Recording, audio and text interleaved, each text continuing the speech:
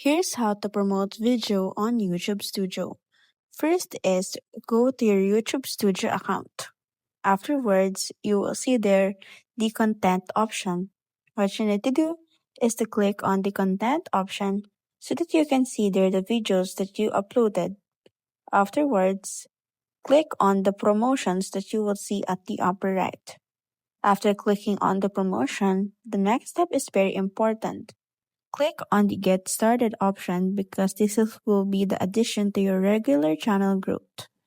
Afterwards, go ahead and fill on the necessary prompts such as your account, goal, video, targeting, budget, and billing.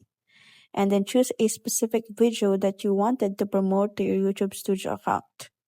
Afterwards, you will be down to the last step, which is the budget.